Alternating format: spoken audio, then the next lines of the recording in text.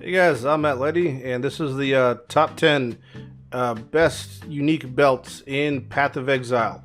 Now, this video was brought about by a question from Twitch chat. Like all these type of videos, they get answered in video format because it's easier, and some people out there, this information could be useful to you. So before we start the video, this company emailed me about looking at their lamp thing for your computer. They were like, "Hey, you want to do a sponsor money and stuff?" I was like, "I don't want. Just send me a lamp, and I'll unbox and look at a lamp because people need lamps." So here's the lamp. I got sent this lamp. It's in a box.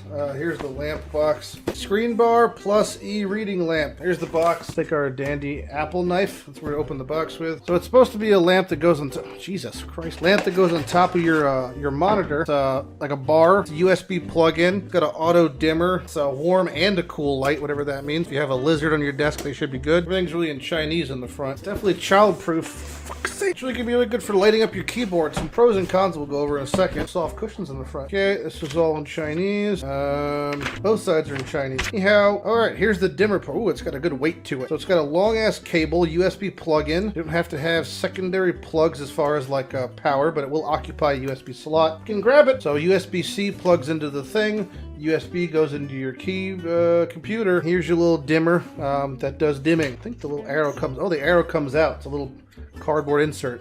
I'm not sure what orientation this is supposed to be at now, so that's just useless. It's actually very satisfying just to play with in general. Here is a very, very heavy mount that I believe will hook on the back of your monitor. Very spring-loaded. Got a bar of some sort. It is just...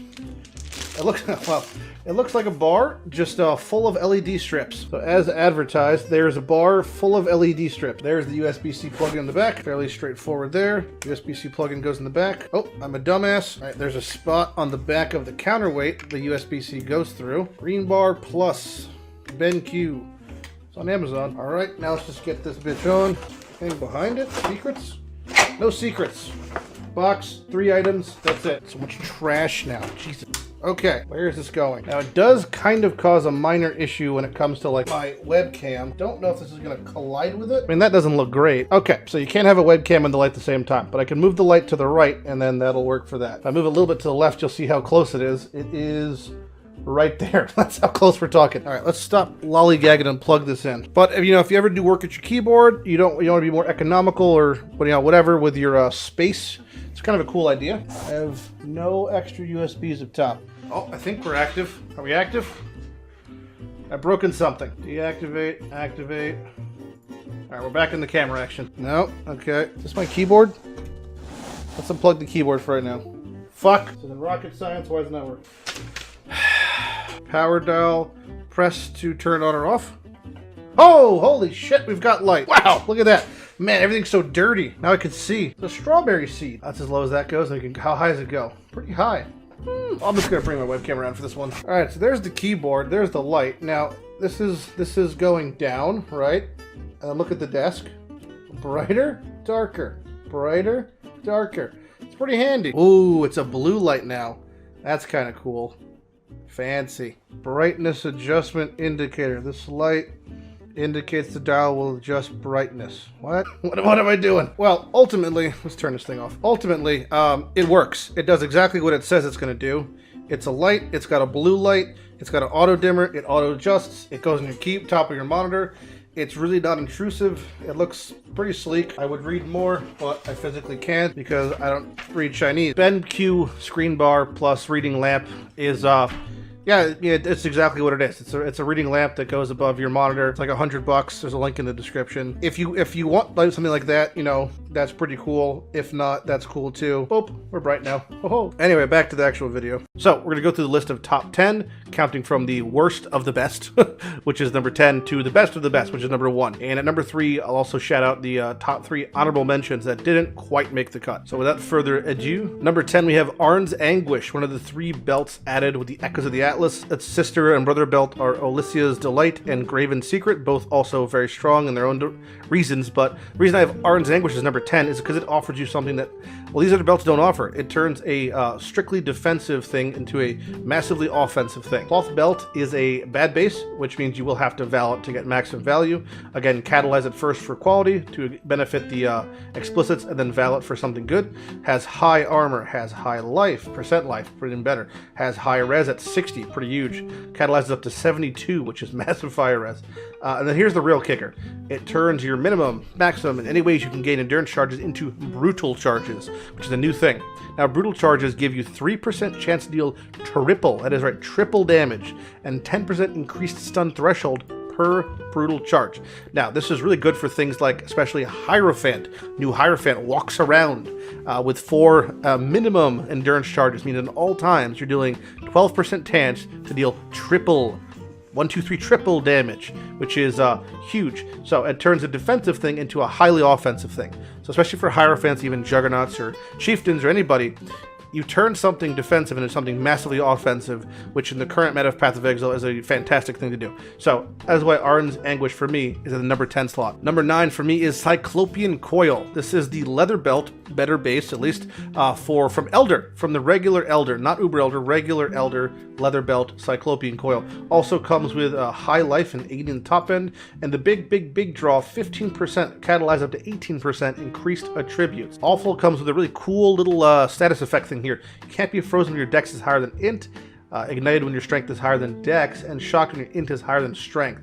Pretty easy to get at least 2 of these 3 things going. Literally impossible to get all 3, but 2 of these 3 things, the best ones we'll say being frozen and shocked, because you can always get ignite from Aberrath. It takes a huge chunk of that away, meaning you can get frozen shock immunity on a belt that also gives you high stats, also gives you a high life, and of course gives you a little bit of damage, is something fantastic. And very cheap, very common, even in Soul Self-Found, very obtainable. Just gotta divine that to a big old 15 and catalyze the fuck out of it, but solid belt at number 9. At number 8 we have Rislatha's Coil, which is a studded belt. Again, terrible base, so you'll have to val to get maximum value, but it comes with a high strength and 40, high life and 100, a pretty spicy 50 gain on hit for stun, which is not to be scoffed at, and the big draw, not to mention a little bit of a fizz, the big draw being you do more maximum damage and less minimum damage, different percentage of those, and you can get it, so basically you end up doing a pretty decent chunk of just more physical damage outright. So it reduces your max and increases your upper, meaning you just do more damage. Loved by all bleed bow builds or bleed builds in general, or just melee fizz builds in general. Gives you a huge chunk of damage for a lot of melee builds, so fantastic pull there. Rislatha's Coil, a lot of melee damage, a lot of physical damage, and just a great belt for a lot of melee builds, for a lot of huge, big, fat, girthy deeps. And at number 7, we have Soul Tether, which is kind of the opposite side of the Rislatha's coin. It's a way for melee builds and any builds that have Leash, basically, to be super defensive out of nowhere. Now, it's, again, cloth belt, so terrible base. You have to val it off, and don't forget to catalyze it. You can also catalyze for int, 40 int. You can get that higher with Catalyst, or you can get the gain mod from 6 to 7. Now, the gain mod is pretty nice. It gives you a chunk of your life as extra ES, which gives you a little chunk of ES. Tend to be about, we'll say, 300 to 400 little buffer of ES, but you can get higher by wearing an ES body, or ES boots and gloves, or hybrids of any combination of those. But the big thing is it gives you the Immortal Ambition Keystone. Now, this makes it so you don't recharge ES, you don't regen ES, your ES starts at 0, you lose 5% a second. Lighty, these are all bad things, what are you talking about? But here comes the good part. Your leech does not stop at full life. You over-leech constantly. You're constantly leeching as long as you're still doing damage. So if you have 5,000 life, the second you leech yourself back to 5k, you're still leeching invisibly. So if you're taking damage, you're just keep regenning it, essentially, with your leech that's rolling over. Now, it also says when your life goes to full, you start leeching ES. So that 500 ES buffer you had, that when it starts at 0, starts to get right back up to full, instantly, really fucking fast. What it means is you're constantly having that little thick buffer of ES above your life that just will go right back up to full every time you hit, every time you leech back. It's a little buffer of damage that just prevents almost every small hit, and even lots of large hits get mitigated in a pretty large way. But it basically means that if you don't get one shot, you have a really fucking hard time dying with Soul Tether on. It makes it so even shitty builds that just attack fast and do a ton of damage, that have enough life, can pretty much, with a buffer of ES, be okay in a lot of situations. Number 6, we have the Darkness Enthroned, the buffed version. Thank God. So it was buffed from 50 to 75%. Now, it is a Stygian Vice, which is an Abyss base that comes with an Abyssal socket, and the belt itself has an Abyssal socket, so it has 2 Abyssal sockets. But wait, there's more. It also has 75 increased effect of those socketed jewels, meaning whatever rolls they have, whether it's life, res, ES, mana, damage gained in any way, shape, or form, that is increased by 1.75. So it is increased in a pretty big way. But wait, there's more. This also means that implicits on your jewels, whether it's reduced mana reservation, that then gets increased. So if you have 2 jewels on your belt, each with 1% reduced mana reservation, a very sought after metric to achieve, that then gets multiplied, combined because you have 2 of them, then rounded down. So instead of getting 2% reduced mana reservation with both jewels, you're actually getting 3, which is huge. A lot of people pay 20, 30, 40 Exalted for an extra 1% reduced mana. A lot of builds, so huge there. But wait, there's more. You can also get new enchants on jewels, and I believe those are also affected. So you can just increase your value of this belt basically with as much money as you want to throw at it. So it ends up being fantastic for a lot of builds. You end up with a belt that has like 140 life and res and damage and reduced, and it's just like all this shit you can have in your belt. It really all scales with how much you want to spend on it. So the more you spend, the better it gets, and the belt itself costs nothing. So don't have to catalyze it.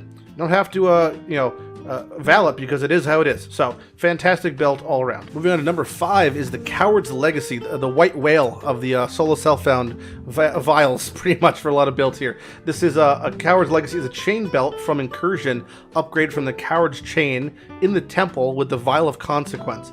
Now this belt has massive upside and massive downside, but the massive downside you could totally negate with the right gear. So it's a chain belt, which is an okay base, still would probably be valid. You can get a lot of better things in there, but it has 20 tributes, fantastic. 10% movement speed, fantastic.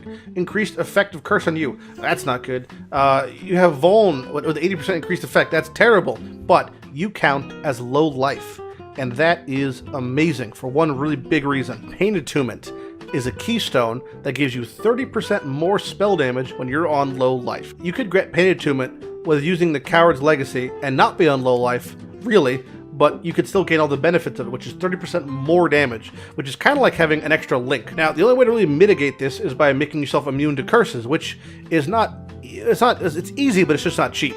At Series Reflection is the shield you want to use, and a lot of builds that do use it, whether they're mapping or totem builds, will run At Series Reflection, Coward's Legacy. You now gain the movement speed, you now gain the stats, you now gain the 30% more damage, basically on a belt, investing that 1 passive point, with really no downside.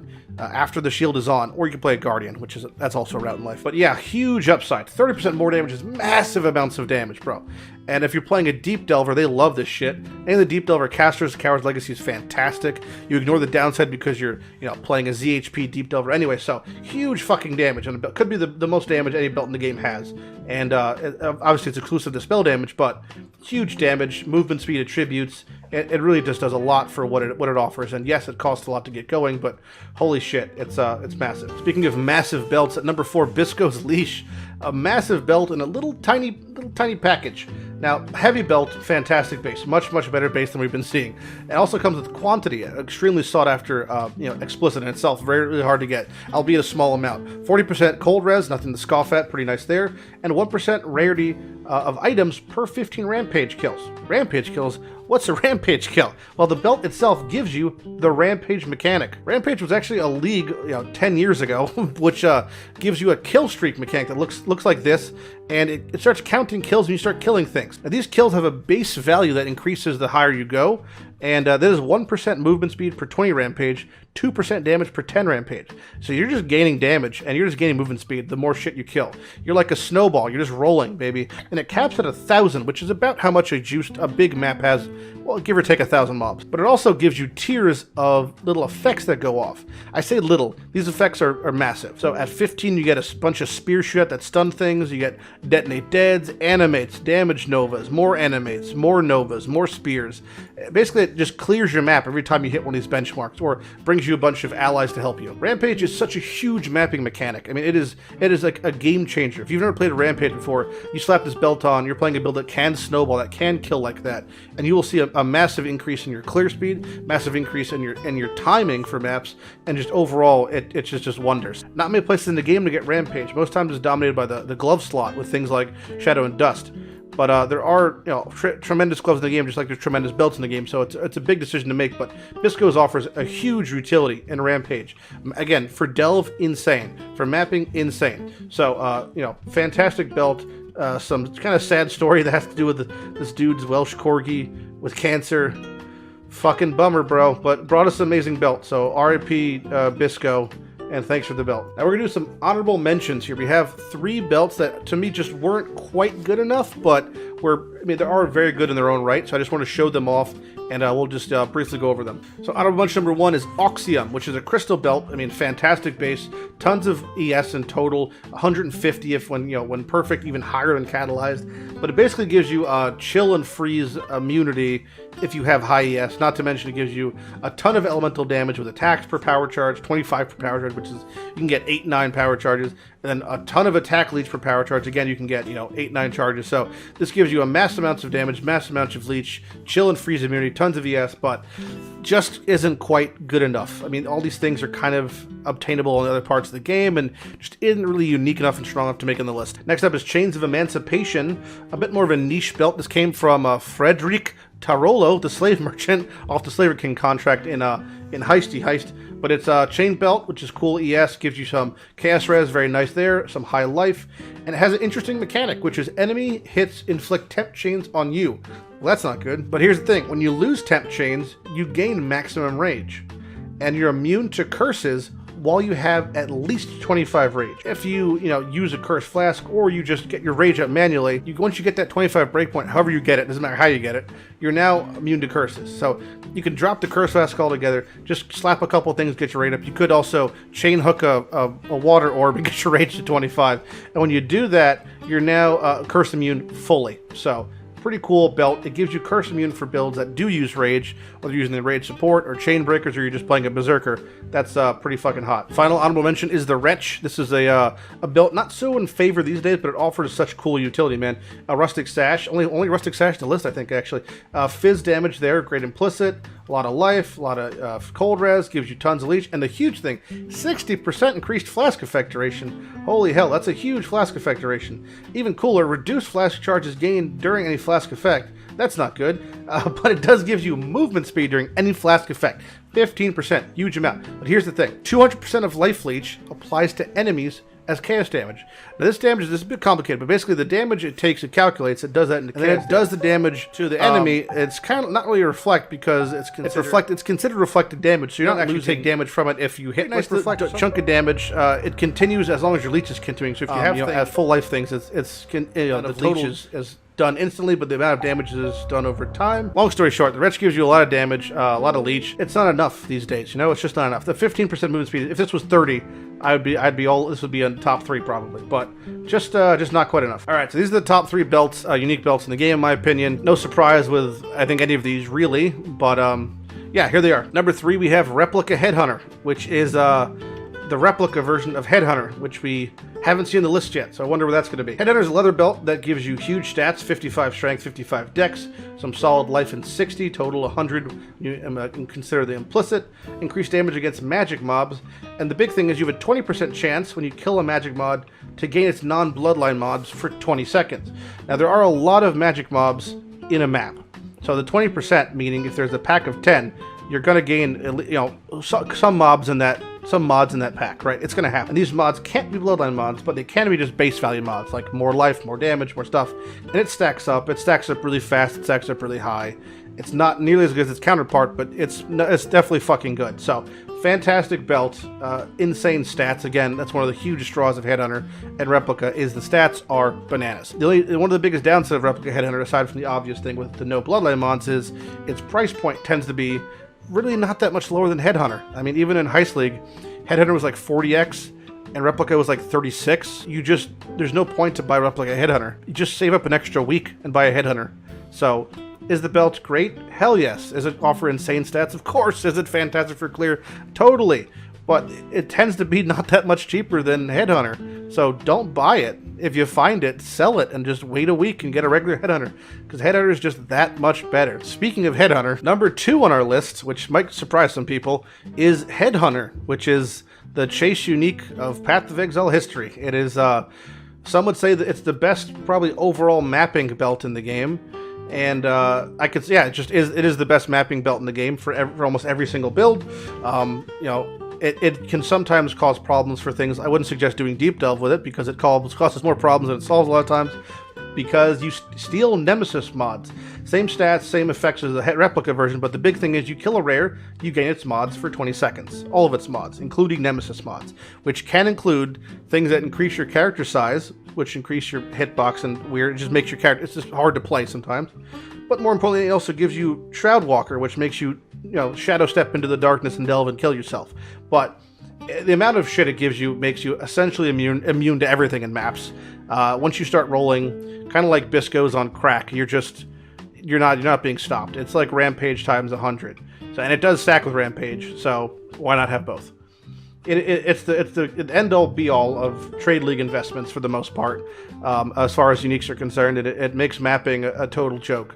There's kind of this effect you have when you play with a Headhunter at the end of one league for a month straight. Month 1 you set your Atlas up. Month 2 you start buying your big things. You have your Headhunter. Last month the league you get to live life and maps with Headhunter and like a god. And then day 1 of new league starts and you like have this withdrawal of no longer having the Headhunter. Once you map with the Headhunter, there's like a little bit of a period of time where you feel like a little baby bitch, where you just don't quite do as much, you don't quite go as fast, you don't quite hit as hard, and it gives you a little bit of time to go over it. So Headhunter is a fantastic belt, but like a quick 8-ball to the nose, man. Be careful, because this shit is addictive. But you know what Headhunter doesn't do? It doesn't really do anything for bossing. It doesn't really do anything for endgame bossing, which at this point, especially in Echoes of the Atlas, especially where the content of the game is going, is really everything. And that leads us to number 1 on the list. And number 1 on the list is Torrent's Reclamation, which to most won't be a surprise. Now, this belt offers you some things that you simply cannot get in any other aspect of the game.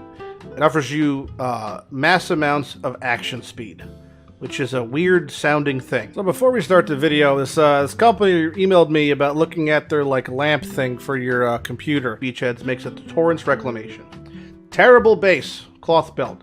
Get it out of here. Getting a double implicit valid one that's catalyzed is a dream. So it's not that expensive in League. It can be very pricey early on. But what it gives you is attack and cast speed, fantastic. ES charge recovery rate, sure. Life recovery rate, sure. 20% cooldown recovery, huge. Debuffs on you expire 20% faster, that's a thing. So CDR is cooldown recovery is a very hard to obtain metric on a lot of gear. It makes a lot of builds way better. Cast on image takens trigger faster. Things with internal cooldowns trigger faster, like cast on crit. So huge CDR is amazing. But the big thing is the Greater Harbinger of Time. Now, the Greater Harbinger of Time is a buddy. Now, you summon this buddy, and you have to do it every time you're replaying, so it's not like golems or zombies. When you log out, they're there. You have to resummon him, and sometimes you forget. But when you log in, you resummon him, and he's with you. He doesn't die. He's immortal. He follows you all the time, and he casts a skill on you, little bubble, called the Torrent's Reclamation buff. And it says, time moves more swiftly for you and allies around you.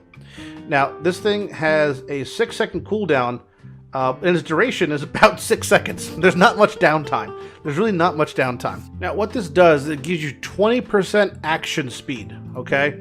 Action speed is a weird mechanic that really didn't pop up too much until recently. It increases the action of everything. Moving, attacking, casting, placing, throwing, mines. It just increases everything. Makes you move faster, makes you attack faster, makes everything happen faster. And it is a noticeable chunk of occurrence. So things, there's tons of sheets on it. For some reference, an acceleration shrine, which makes you go like a mile a minute, is 50% action speed. So this is, 2/5 of an acceleration shrine all the time. That's really fucking fast. You move fast, you attack fast, you just exist fast. And you have cooldown recovery. Now, for bossing, this is huge. This is a huge push over the edge for a lot of things. Not to mention summoners, this affects everything. Not just you, allies. You're playing in a party, allies. Pretty much on you 24/7, you just exist 20% faster. So, in the meta, when you have these endgame bosses, the Maven, you're fighting 10 map bosses, she's the boss, you're doing bosses to find bosses. This is really just the king of all belts when it comes to single target, when it comes to, you know, doing any sort of boss content. All their effects drop off you faster. Everything you do occurs faster. Your damage is faster. I keep saying faster. Headhunter might be better for mapping, but a lot of builds have no problem with clear. Their problem is single target. Their problem is bossing. This is a huge boost to that. So for bossing mechanics, for things like that, which is a lot of the endgame at this point, Torrent's Reclamation is the king of damage. King of comfort, the king of speed, the king of king. Plus it gives you a friend. So if you're, you know, sad and alone, there's that too. Anyway guys, I'm Matt Lighty. This has been my top 10 unique belts in the game with honorable mentions. Let me know what you think in the comments below, and I'll see you guys on stream and in other videos. Lighty out.